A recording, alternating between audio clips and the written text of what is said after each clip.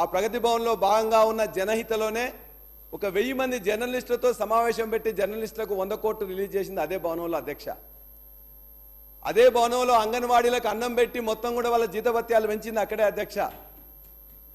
అక్కడనే ఇవాళ దళితుల్లో మార్పు తీసుకురావాలని చెప్పేసి అఖిలపక్ష సమావేశం పెడితే అందులో గౌరవ మంత్రివర్యులు బట్టి విక్రమార్క గారు ఆనాడు కూడా వచ్చి మొత్తం కూడా చర్చించిన తర్వాత నిర్ణయం తీసుకుంది అక్కడే అధ్యక్ష.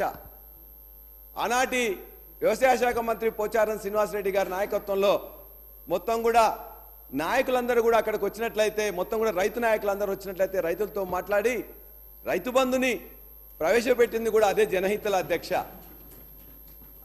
అక్కడనే సింగరేణి నాయకులందరూ వస్తే కూడా సింగరేణి కార్మికులందరూ కూడా పిలిచి భోజనం పెట్టేసి సింగరేణి నాయకుల సమస్యలు తీర్చింది కూడా అక్కడే అధ్యక్ష. అంతే తప్ప అదేదో ప్రజలకు దూరంగా ఉన్న భవనం కాదు అధ్యక్ష, ప్రజల భవనంగా ప్రగతి భవన్ విరాసిల్లింది. కానీ